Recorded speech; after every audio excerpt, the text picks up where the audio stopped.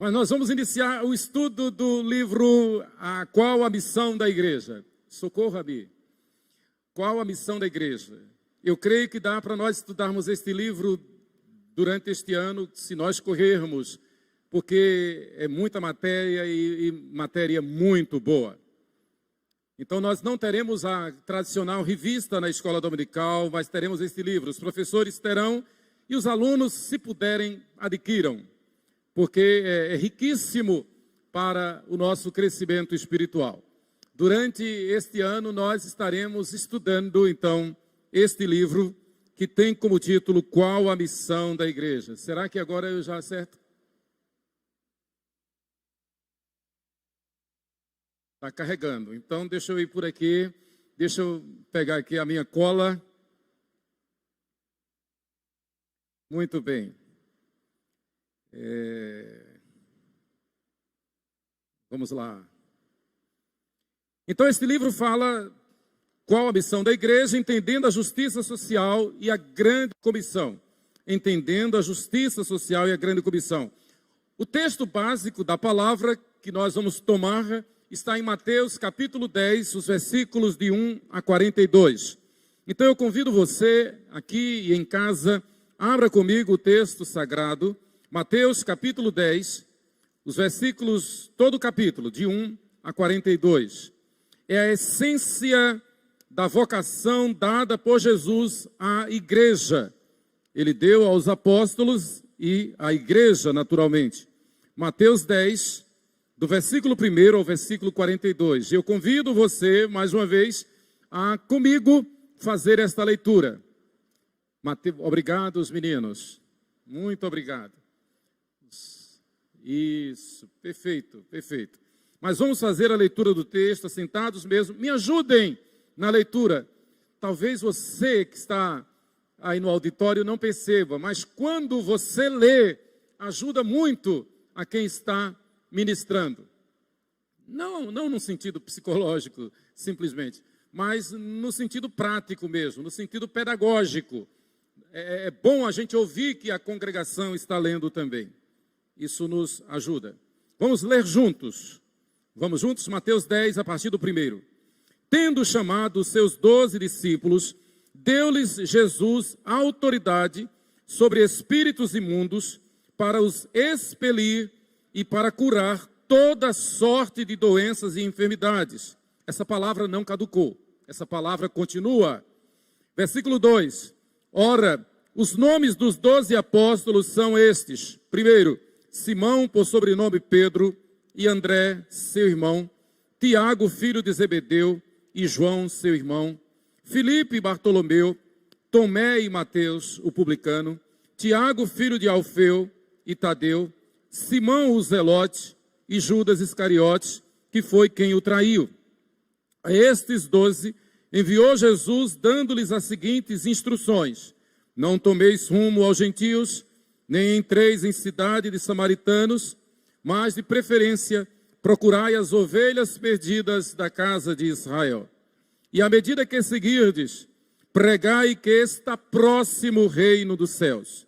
Curai enfermos, ressuscitai mortos, purificai leprosos, expeli demônios, de graça recebestes, de graça dai.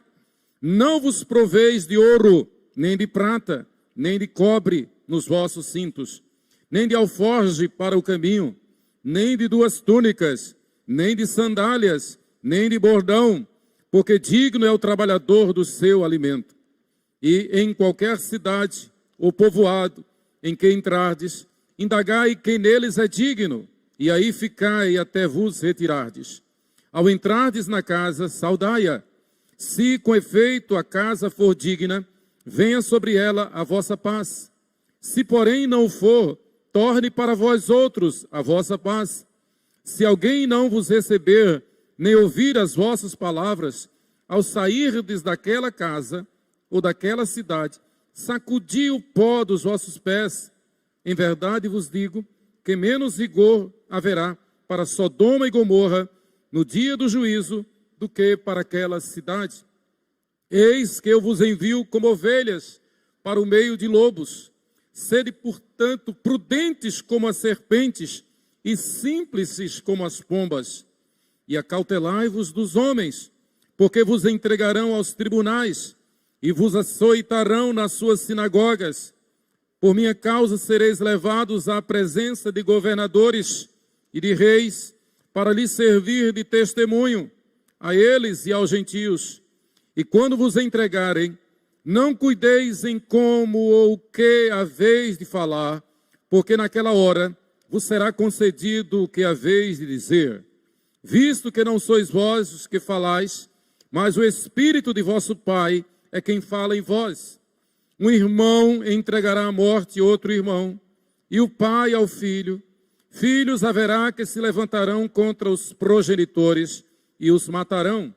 Sereis odiados de todos por causa do meu nome. Aquele, porém, que perseverar até o fim, esse será salvo. Quando, porém, vos perseguirem numa cidade, fugi para outra, porque em verdade vos digo que não acabareis de percorrer as cidades de Israel, até que venha o Filho do Homem. O discípulo não está acima do seu mestre, nem o servo acima do seu senhor. Basta ao discípulo ser como o seu mestre, e ao servo como o seu senhor. Se chamaram Beelzebu ao dono da casa, quanto mais aos seus domésticos. Portanto, não os temais, pois nada há encoberto que não venha a ser revelado, nem oculto que não venha a ser conhecido. O que vos digo às escuras, dizei-o à plena luz, e o que se vos diz ao ouvido, proclamai-o dos eirados. Não temais os que matam o corpo e não podem matar a alma.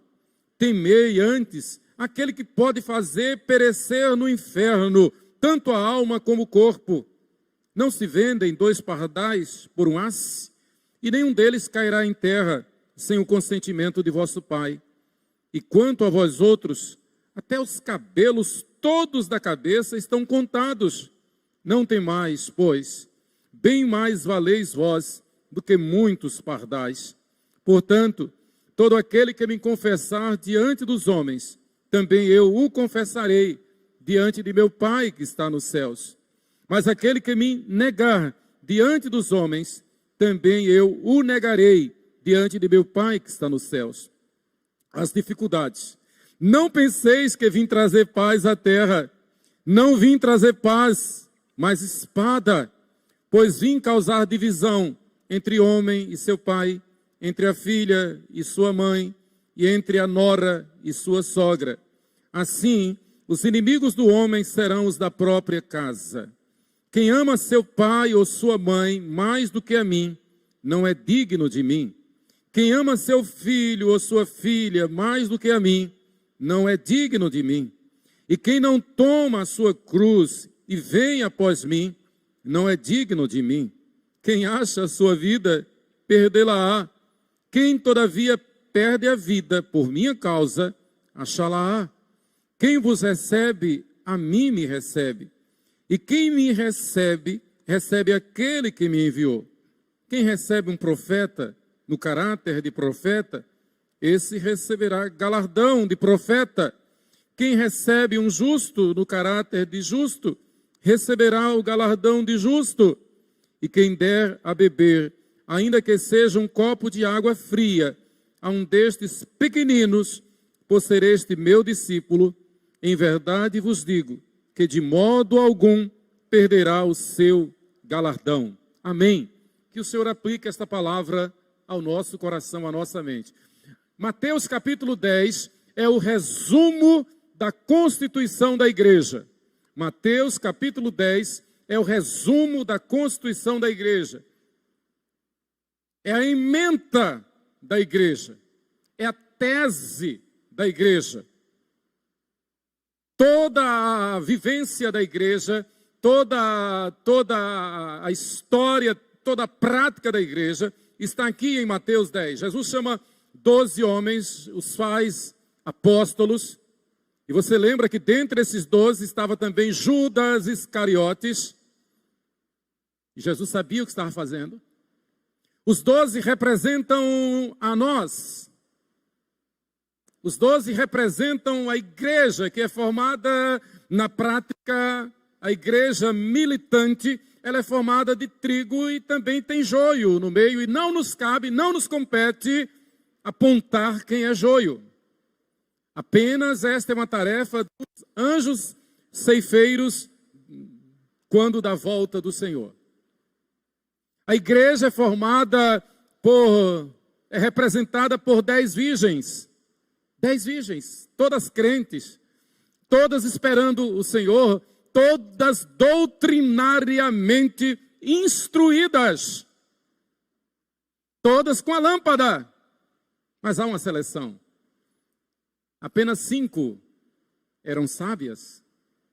Havia 5 nécias.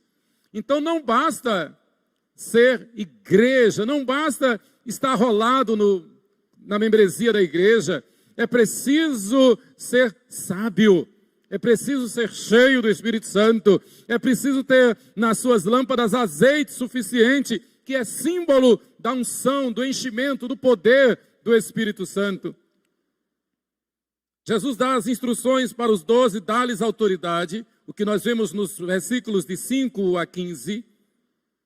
Jesus mostra que a igreja tem a sua autoridade para repelir demônios e inclusive para repelir pessoas blasfemas, pessoas que blasfemam contra Deus. Se alguém não vos receber, nem ouvir as vossas palavras, ao sairdes daquela casa, versículo 14, ou daquela cidade, sacudiu o pó dos vossos pés. E Jesus, na sua autoridade, a autoridade que ele delega à igreja, mostra que há muitos que receberão um julgamento mais severo do que Sodoma e Gomorra. Versículo 15. Do versículo 16 ao 23, Jesus nos dá admoestações e mostra que por causa da nossa fé, em razão da nossa fé, nós seremos possivelmente levados à presença de autoridades, à presença de juízes, que vão tentar nos intimidar, que vão tentar fazer-nos calar, mas que nós não devemos temer. Que nós não devemos nos submeter a autoridades que se levantam contra Deus. E como diz Pedro de forma categórica, Pedro e João lá em Atos capítulo 4, antes importa obedecer a Deus do que aos homens. Então a igreja tem que estar preparada. Por minha causa sereis levados à presença de governadores, de reis, para lhes servir de testemunho a eles e aos gentios. É incrível. Por exemplo, nós vemos os trios elétricos dos carnavais da vida, nós vemos os forrós da vida, nós vemos os pancadões da vida, fazendo o maior barulho. Essa noite mesmo, e o nosso condomínio, eu considero um condomínio tão calmo, mas a noite inteira um pancadão. Mesmo chovendo, mesmo sendo época de chuva, sei lá, mas um pancadão terrível. E a pergunta que não quer calar é, se fosse os crentes cantando, se fosse uma vigília de oração num templo, se fosse um som evangélico tocando bem alto, com certeza já teriam feito calar. Olha, há mais de 10 anos nós fazíamos culto no calçadão e deixamos de fazer por causa de perseguição. Diziam os fiscais que o som estava atrapalhando. Mas eu respondia para eles, e o som das propagandas, os que ficam fazendo propaganda, nos trios elétricos, aí, desses carros de propaganda que ficam, isso não incomoda. Nós já vivemos esta época de perseguição, não é verdade? Presbítero Levi? Sim.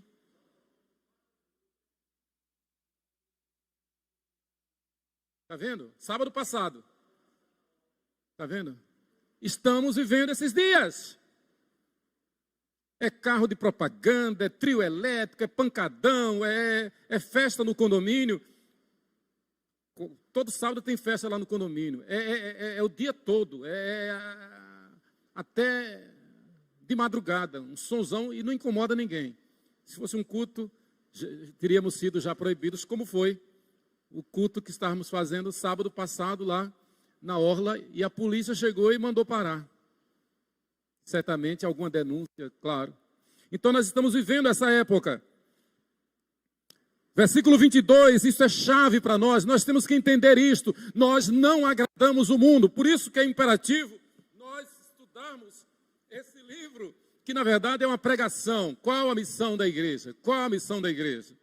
Nós não estamos aqui para agradar o mundo, nem para salvar a nossa pele, para fazer a nossa vontade. Versículo 22, sereis odiados de todos por causa do meu nome. Sereis odiados de todos por causa do meu nome. Aquele, porém, que perseverar até ao fim, esse será salvo. Então vai ser salvo não é por estar com o nome arrolado no rol de membros da igreja. Vai ser salvo os que perseverarem até o fim. E aí a gente tem que entender quando o Espírito diz que sem santificação ninguém verá Deus. Muito bem. Aí Jesus nos estimula. E ele nos chama a atenção, olha, não se preocupem porque eu sei quantos fios de cabelo tem na tua cabeça. Eu cuido de cada um dos pardais. E normalmente os pardais existem em abundância, não é? Eu me lembro que logo quando eu cheguei no Recife, em 1981, o prefeito da época no Recife fez uma campanha de soltar gaviões em Recife para poder diminuir a população de pardais, porque estava uma praga. Pardais existem demais no mundo todo. Então Jesus fala dos pardais e diz, olha, eu cuido de cada um dos pardais. Eu sei quantos fios de cabelo tem na tua cabeça, eu cuido de você, não se preocupe. Não se preocupe. Confie em mim, eu confio no Senhor. Claro que eu tenho que fazer o meu dever de casa, eu tenho que me cuidar. Eu não devo beber, eu não devo fumar, eu não devo dançar, eu não devo imitar o mundo, eu não devo cobiçar as coisas do mundo, eu não devo descuidar da minha saúde, eu devo cuidar da minha saúde, eu devo ser preventivo, eu devo tomar sol, eu devo fazer exercícios físicos, eu devo me alimentar bem, eu devo dormir bem, eu devo cuidar, mensana e incorpore sano. Eu devo cuidar e devo descansar. Descansar em Deus, Ele tem cuidado de nós. O Senhor é o nosso pastor, Ele não falta, Ele não falha, né? Então, aí Jesus fala das dificuldades, os versos 34 a 39, e Ele diz, olha, cuidado, porque os inimigos do homem serão os da sua própria casa. O que Jesus está falando é que mesmo na igreja, nós vamos encontrar adversários. Mesmo no grupo da igreja, mesmo na caminhada, nós vamos encontrar pessoas que vão afrontar, pessoas que vão optar por seguir o curso do mundo e dizer que o curso do mundo é legal. Essa semana eu li um livrinho que fala sobre diaconia. Um termo bíblico, uma expressão bíblica. Mas quando eu olhei a editora, eu já fiquei desconfiado. E eu li o livro todo. E é heresia pura.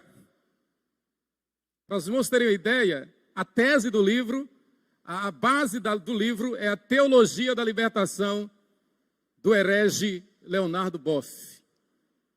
Heresia pura. Claro, usa o nome de diaconia. Apresenta-se como evangélico, mas é nitroglicerina pura, ou heresia pura. Por isso que a gente tem que ficar esperto, à luz da palavra de Deus. E de 40 a 42, Jesus fala das recompensas, que nós temos que viver na dimensão da palavra. Valorize o profeta, o homem de Deus. Valorize o justo, o que anda com Deus. O profeta, o verdadeiro expositor da palavra de Deus, é aquele que une ortodoxia com prática, doutrina com testemunho. Não basta ter doutrina na cabeça. É o pastor que é pastor no gabinete, mas é pastor acompanhando as ovelhas, conhecendo as ovelhas, chamando-as pelo nome. É o pastor que é pastor no gabinete, que estuda e tem que estudar e tem que ser erudito, mas também tem verdadeira espiritualidade. Tem intimidade com Deus, tem experiência com Deus. Eu estou falando do pastor como modelo do rebanho, mas é para todas as ovelhas, desde as criancinhas mais novas, desde os pequeninos aos de mais idade, desde o mais novo da igreja ao mais idoso membro da igreja, que é o presbítero Pedro Amâncio. Pedro Amâncio, o avô de Tiago. Muito bem, a partir daí, é a exposição rápida de Mateus 10. O esboço do livro, ele a primeira parte que fala, aliás, antes eu quero falar do autor, ele é de autoria de Kevin, ambos reformados, e Kevin Jung e Greg Gilbert, da editora Fiel, e 2012. A primeira parte do livro que nós vamos estudar fala sobre entendendo nossa missão. Primeiro, necessita de uma definição cuidadosa, qual a nossa missão. Segundo, o que Jesus nos envia a fazer no mundo. O que é que Jesus nos envia a fazer no mundo? Fazer caridade, fazer obra social, resolver o problema da fome, fazer papel do governo? Não. A teologia reformada é muito clara, Calvino deixou isso muito claro. Igreja é uma coisa, Estado é outra coisa. A igreja tem que ser fiel no cumprimento dos seus deveres constitucionais como cidadãos, cumprir as leis, obedecer às autoridades, pagar os impostos. Porque, na verdade, quem deve fazer a ação social é o Estado, e nós pagamos impostos para isso, e nós temos que cobrar das autoridades. Então, o papel da assistência social geral não é da igreja, é do Estado. E o cidadão competente, o cidadão à luz de João Batista, à luz de Elias, o profeta, à luz dos apóstolos, é o cidadão que vai reivindicar da autoridade. Imagine se Lutero e Calvino, eles não tivessem reivindicado das autoridades o dever do Estado de fazer seu papel. Não, nós não teríamos tido reforma protestante. Então, e o papel da igreja é pregar o evangelho, viver o evangelho e assistir a igreja, como diz o apóstolo Paulo, primeiro aos domésticos da fé. E é claro que se a igreja vive isto, ela não se furta a socorrer, como temos feito.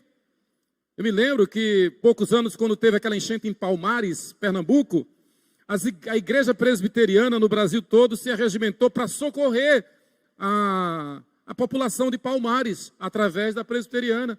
O que estamos fazendo? A igreja presbiteriana no Brasil todo se arregimentando para socorrer, através da igreja presbiteriana de Manaus, a população amazonense. A igreja presbiteriana de Manaus tem mais de 5.000 membros. Tem alguns barcos, parece que 3 barcos, que faz missões pelos rios da Amazonas. Um deles é um barco hospital. Não é um barquinho, não, é um barco hospital, né? Onde acontecem, inclusive, cirurgias naquele barco. Então, realmente é uma igreja grande, que Deus tem abençoado para a glória dele. Então, a igreja faz esse trabalho com os dízimos e as ofertas dos membros, como nós estamos fazendo agora, como o nosso conselho decidiu mandar pelo menos um cilindro de oxigênio. Aqui, em São Paulo, custa 2.000, lá está custando 6.000 reais. E inflacionaram o cilindro de oxigênio. Então, o que Jesus nos envia a fazer no mundo, nós vamos estudar. A segunda parte do livro, entendendo nossas categorias, toda a história do Gênesis ao Gólgota. Então, nós vamos ter um panorama da Bíblia, do Gênesis ao Gólgota, mostrando qual a missão da igreja. Entendendo o Evangelho, e a tese do Evangelho é esta: arrependei-vos e convertei-vos. Muitos interpretam o Evangelho de forma errada. É fazer caridade, é fazer ação social. É a tese do livrinho lá que eu li essa semana, a diaconia. Então ele diz: a essência da igreja é fazer caridade. Não é.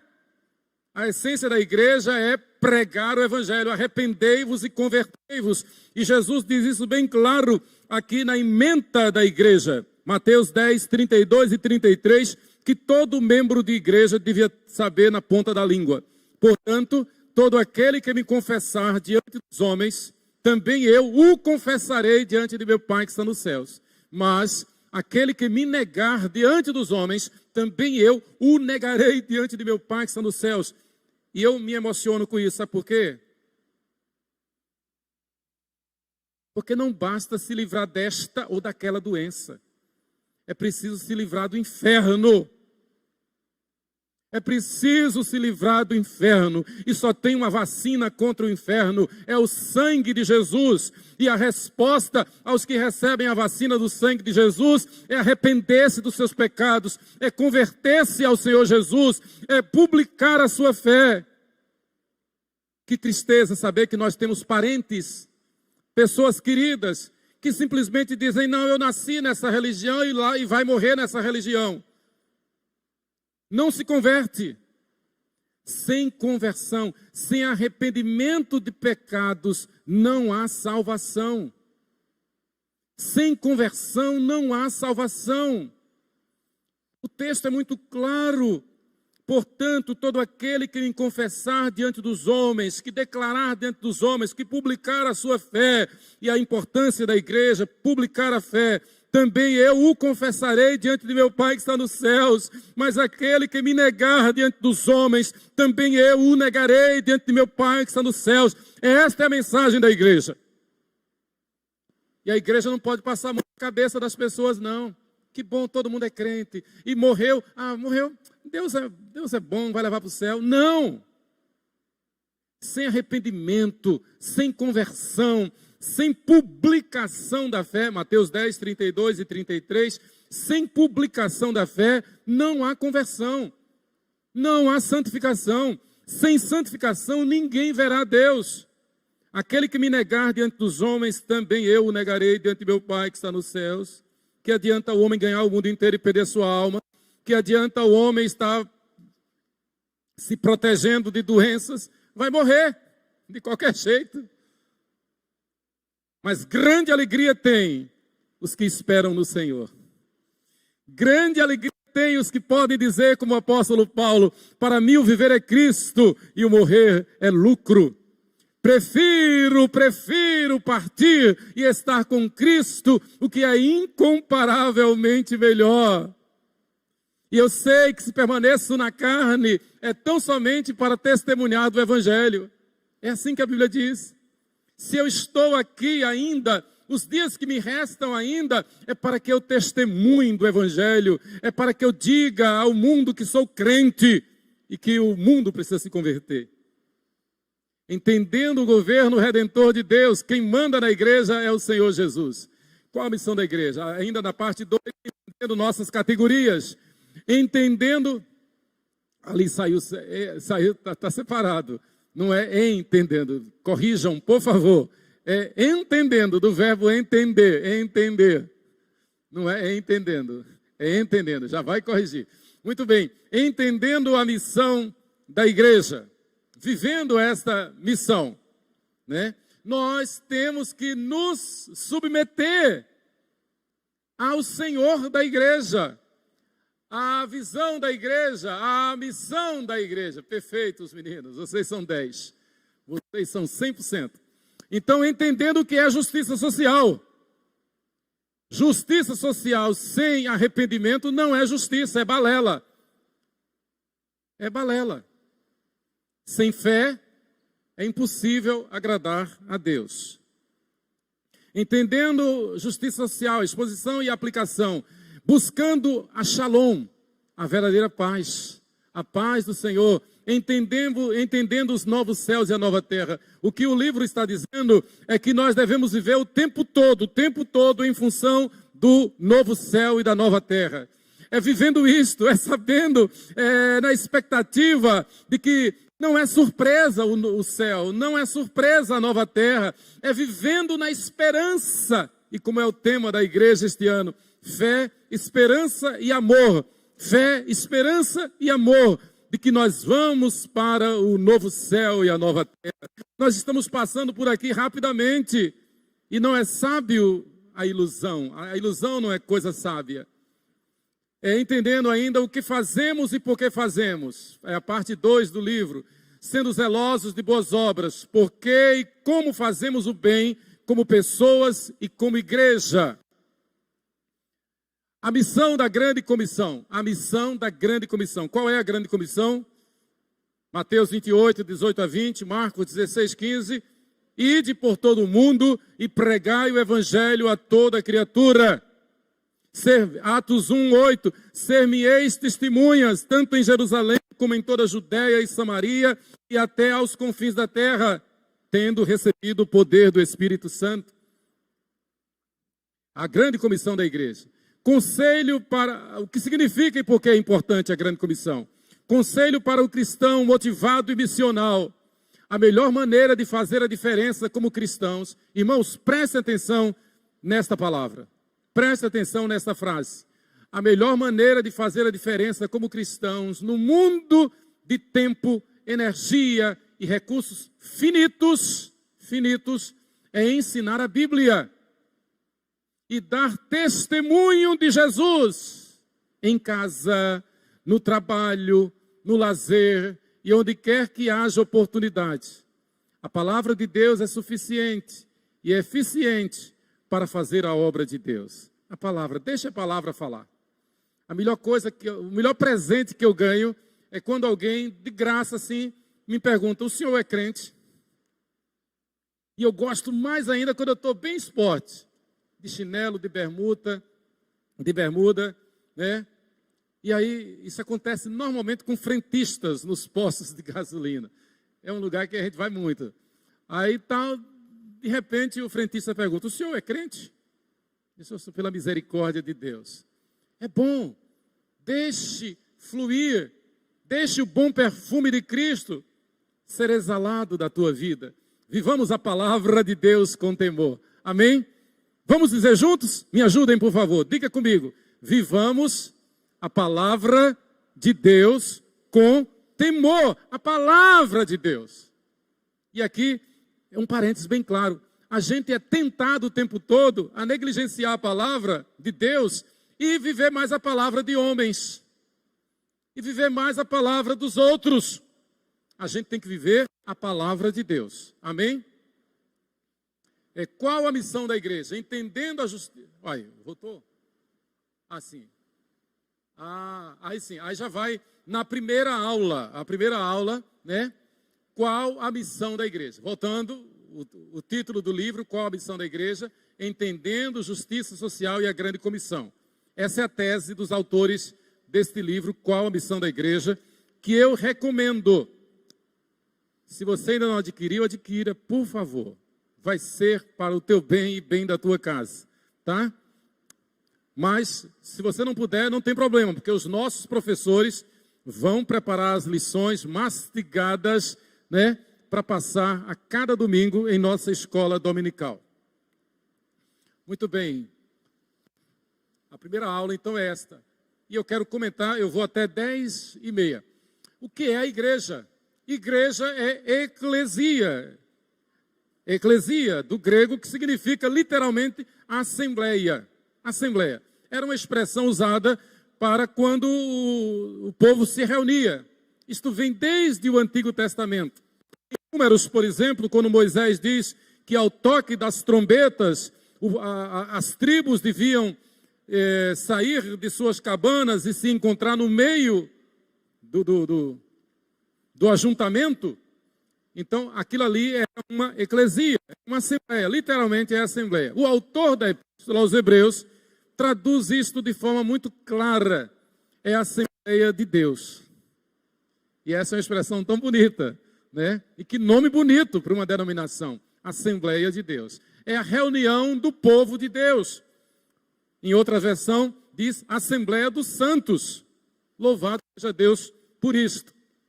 Então, é a congregação. Segundo o Dr. Hort, não se define a palavra pela etimologia.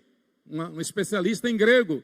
Não há fundamento para a noção largamente espalhada de que eclesia significa um povo ou um número de indivíduos chamados fora do mundo ou da humanidade em geral.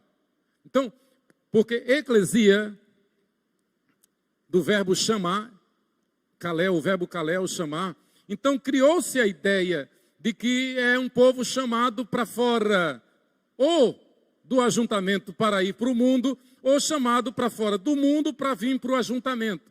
Então, na verdade, essa ideia ela é romântica, mas ela não é fidedigna. É um povo chamado para ser fiel a Deus. Essa que é a tradução literal. É um povo chamado para ser santo. E que tem que estar no mundo como sal da terra e luz do mundo. E que não tem que sair do ajuntamento para estar no mundo contaminado pelo mundo. Então é muito importante esse entendimento da exegese da palavra. É literalmente um povo chamado para ser santo. Seja no ajuntamento, santo na comunhão dos santos, santo como membro da igreja, seja lá fora, no trabalho, no lazer, né, nos negócios, lá fora, no condomínio, onde quer que estejamos. Temos que ser sal da terra e luz do mundo. Detalhe, a igreja, ela não se limita ao ajuntamento. A igreja está onde está um membro da igreja. Então você é membro da igreja, no lugar onde você está, a igreja está lá. Você é um chamado para ser santo lá no teu trabalho. Você é um chamado para ser santo na tua escola. Você é um chamado para ser santo no lazer. A missão da igreja está onde estiver um membro da igreja. A igreja ali está.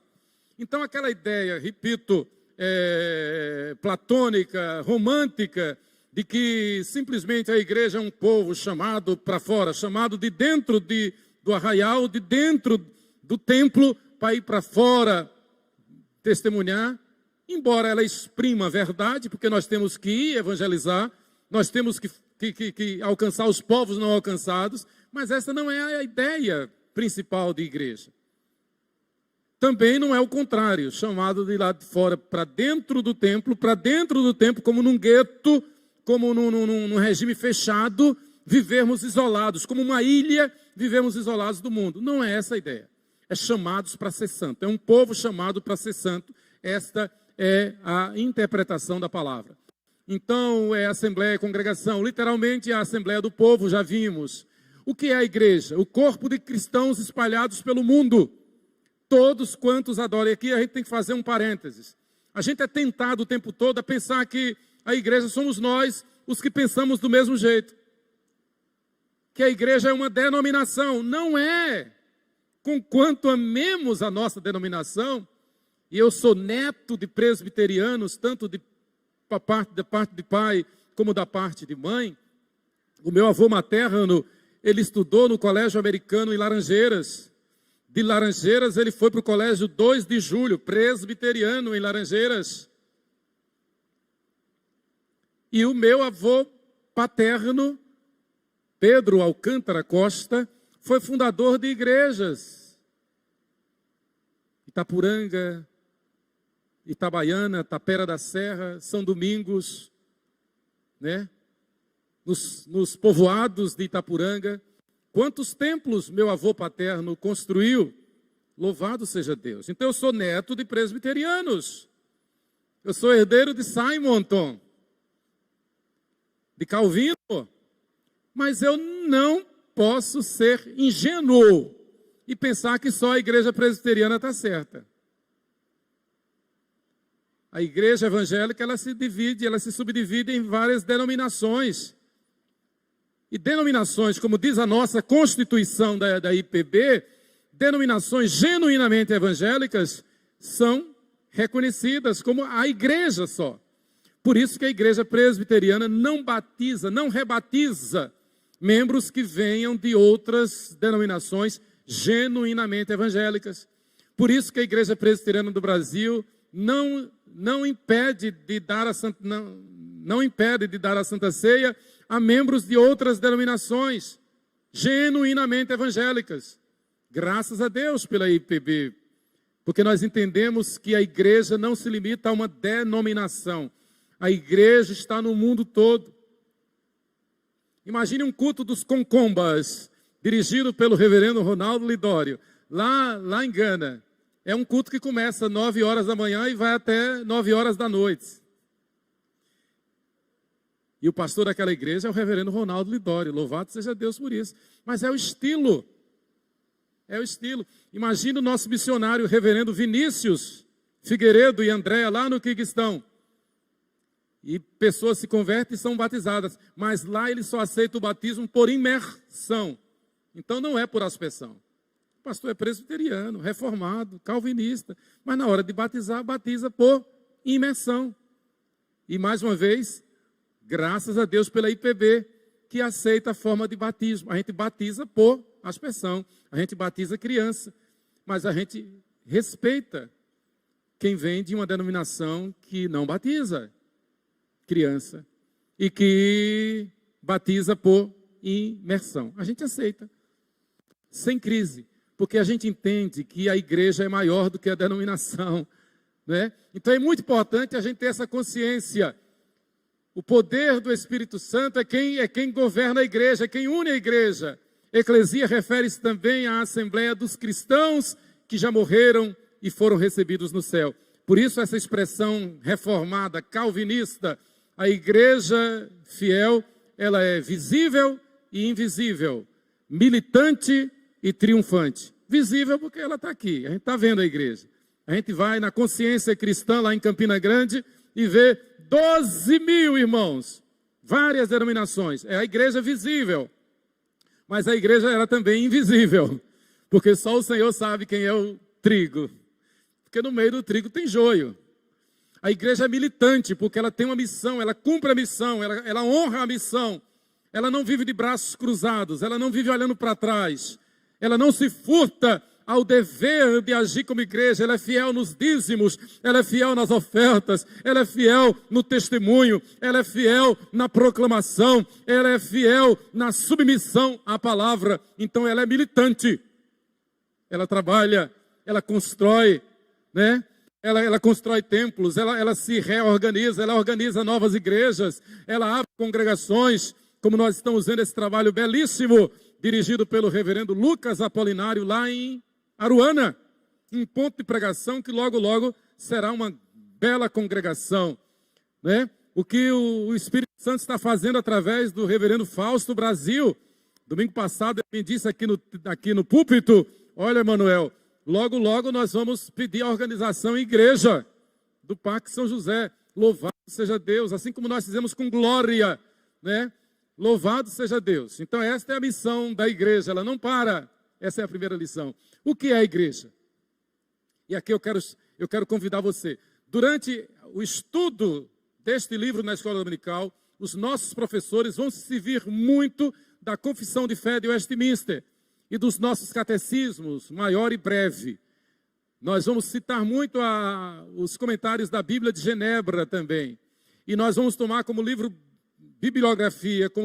bibliografia do estudo deste livro, o livro Prega a Palavra, do reverendo Ronaldo Lidório, e o livro A Missão da Igreja, do reverendo Cássio Silva, que é da equipe do Amanagé, do Ronaldo Lidório. Está hoje na Penha, lá em São Paulo, na Igreja da Penha.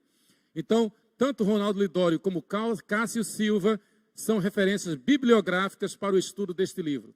A Confissão de Fé de Westminster, e a gente vai chamar daqui para frente CFW, chama a igreja de a comunhão dos santos. Capítulo 26, artigo 2º. Os santos, dá para você ler aí? Dá para ler? Quem puder ler, me ajude a ler. Ajuda. Os santos são, pela sua profissão, obrigados a... Profissão de fé. Profissão, obrigados a manter uma santa sociedade e comunhão no culto de Deus e na observância de outros serviços espirituais que tendam à sua mútua edificação, bem como a socorrer uns aos outros em coisas materiais, segundo as suas respectivas necessidades e meios. Esta comunhão, conforme Deus oferecer ocasião, deve estender-se a todos aqueles que em qualquer lugar invocam o nome do Senhor Jesus. Amém? Muito claro. Igreja é isto. A gente não pode querer estender o todo para quem o Senhor não estendeu. Está entendendo? A gente não pode dizer que fulano, porque ele é bonzinho, ele é tão bonzinho, ele é meu parente, ele é crente. Não. Crente é quem se arrependeu, se converteu e publicou a sua fé. É o que a confissão de fé está dizendo. Muito bem. O que é a igreja? O terceiro artigo do mesmo capítulo da confissão de fé diz: esta comunhão que os santos têm com Cristo não os torna de modo algum participantes da substância da sua divindade. E aí é o que eu detectei naquele livro que eu falei, Diaconia. O livrinho que eu estudei, Diaconia, então ele pega a tese luterana, que nesse aspecto é uma heresia, e pega a tese da ICAR, Igreja Católica Apostólica Romana, quanto à Santa Ceia. Aí o autor desse livrinho, a Diaconia, ele diz: a gente tem que viver a ação social, a caridade, porque nós fazemos parte, nós tomamos a Santa Ceia. E quando nós tomamos a Santa Ceia, nós assumimos, nós recebemos o corpo de Cristo. Aí ele pega a tese da transubstanciação da Igreja Católica Apostólica Romana, que aí Leonardo Boff pegou na Teologia da Libertação. Ele pega a tese errônea, que aí Lutero errou feio, e a causa da cisão entre Lutero e Calvino foi por causa da Santa Ceia, a questão da Santa Ceia, porque Lutero disse: a hora que o ministro pega o pão e o vinho, não acontece a transubstanciação, como é na Igreja Católica, mas acontece a consubstanciação. Lutero quis chegar a um meio termo entre o pensamento da Igreja Católica Apostólica Romana e o pensamento de Paulo, o pensamento evangélico, bíblico, de que a Santa Ceia é apenas um memorial. É apenas um memorial.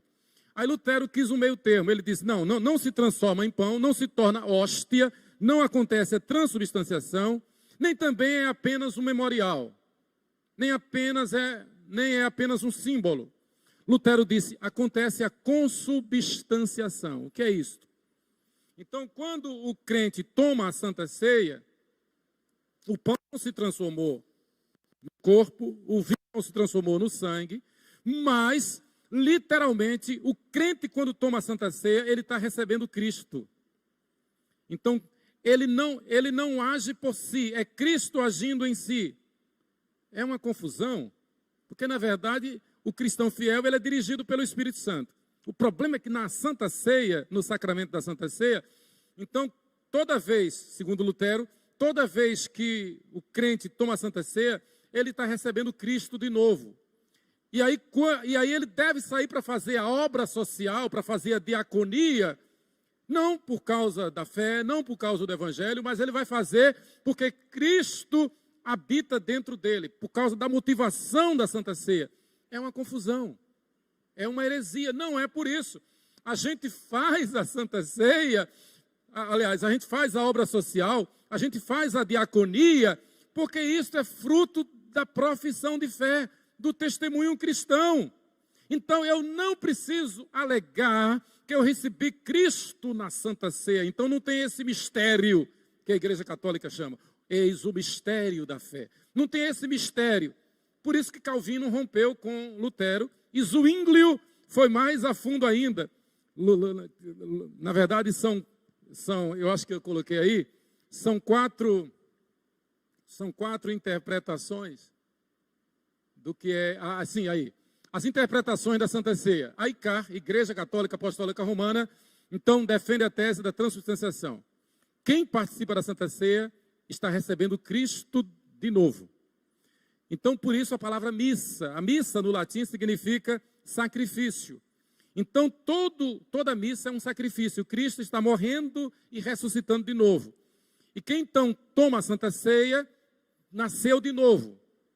Por isso que na prática a pessoa pode fazer o que for. Não tem disciplina na Igreja Católica Apostólica Romana. Porque quando toma a Eucaristia, então ela recebe Cristo de novo. Então ela como que por osmose, ela se renova pelo fato de ter tomado a hóstia. Isto não é bíblico. Lutero, então, defendeu a tese da consubstanciação. E ele usou essas palavras, claro, lá no alemão. Ele diz, a Santa Ceia é Cristo em, com e sob. Isso é muito conhecido na teologia luterana. Em, com e sob. Então, se eu participo da Santa Ceia como um luterano, eu posso defender, eu defendo que Cristo está em mim, que Cristo está comigo e que eu estou sob Cristo. Mas para isso é preciso que eu tome o sacramento. Se eu não tomo, então isso não acontece comigo. Eu preciso tomar sempre. Como se a Santa Ceia fosse, usando uma expressão dos últimos dias, como se a Santa Ceia fosse um antídoto contra a minha pecaminosidade. E a gente sabe que não é. A Santa Ceia, eu tomo a Santa Ceia, então eu estou em, com e sob Cristo. E se eu não tomar a Santa Ceia? A Santa Ceia não salva, assim como o batismo não salva, né? Então, na verdade, aí Zwinglio foi para o outro extremo. Zwinglio disse, não, a Santa Ceia é apenas um ato litúrgico e como se fosse cantar, como se fosse orar, como se fosse a pregação, é apenas um ato litúrgico, só. Zwinglio foi para o outro extremo. Calvino não quis agradar nem a gregos, nem a troianos. Calvino disse, a Santa Ceia é simbólica e espiritual. É como a gente fala sempre, a vida toda a gente cresceu ouvindo os pastores dizendo, né? Fazer isto em memória de mim, disse Jesus, para que nós nos lembremos de que Jesus na cruz morreu pelos nossos pecados. E nos contristamos, e nos quebrantemos, e nos humilhemos. Nos lembremos, ele morreu por mim. Ele foi sepultado no meu lugar, mas ele ressuscitou para me justificar. Ela é simbólica e ela é espiritual só.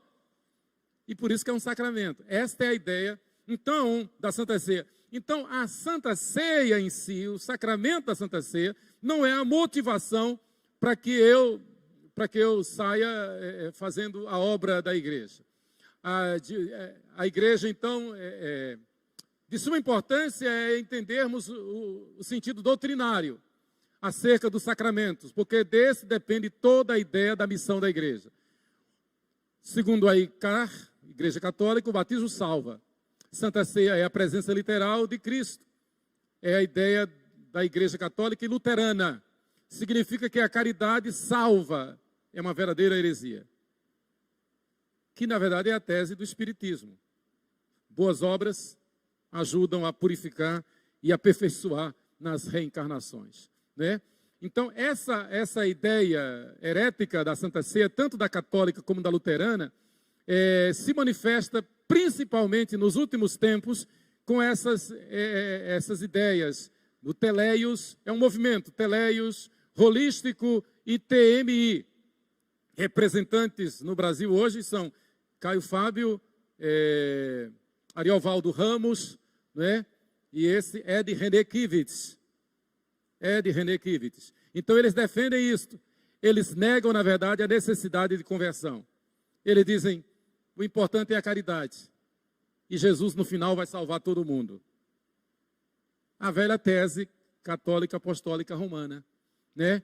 Teleios significa aconselhamento, é convivência. Então, se você começa a caminhar com a pessoa e aconselhar essa pessoa e ministrar para essa pessoa já tá na graça. Basta você fazer isso. Holística, então, não basta pregar o evangelho. Você tem que pregar o evangelho, mas cuidar dessa pessoa. Você tem que adotar essa pessoa, você tem que adotar essa família. Essa é a ideia. Você tem que levar essa família para a tua casa. Você não pode dizer que é um evangelista se você toma café e sabe que tem alguém que não está tomando café. Então é uma hipocrisia. É uma hipocrisia, porque isso não acontece. É a ideia holística. E a teologia da missão integral é a mesma coisa também. Ele diz, você não pode pregar o evangelho se você não está construindo creche, se você não está fazendo obra social abundantemente. Então, se você não está cuidando do homem todo, teologia da missão integral. Você não tem, eles dizem, você não tem autoridade a pregar o evangelho se você antes não der alimentação, não der saúde, não der proteção, não der segurança às pessoas. É uma hipocrisia. Esta não é a missão da igreja. Isto não é evangelho. Isto é heresia. Não é? Aí, mais uma vez, então, defendendo a tese, isso aí para a gente estudar, né? Porque a visão da igreja reformada sobre a Santa Ceia, que não tem nada a ver com esse recebimento novo de Cristo. Eu vou sair, eu vou tomar a Santa Ceia porque eu vou me encher de poder, eu vou me encher de Cristo de novo. Não é essa a ideia. É um memorial. A igreja não é formada por super santos, e aqui eu termino. A igreja não é formada por super santos ou santos que deixaram de pecar, ou que se tornaram idênticos a Cristo. É a ideia tanto da transubstanciação como da consubstanciação. Se você participa do sacramento, então você está livre. É a ideia do batismo para a igreja católica. Se você foi batizado, deixou de ser pagão, então já tem livre acesso ao purgatório e ao céu. A igreja é formada por pecadores arrependidos e que se arrependem constantemente. Não é conversão contínua. Regenerados, justificados em santificação e que, movidos pela fé, pela esperança e pelo amor que Deus derrama em nossos corações, cremos que seremos glorificados na vida pós-mortem, na vida eterna. Que Deus nos abençoe e nos ilumine no estudo deste livro na nossa escola dominical. Amém. Louvado seja Deus.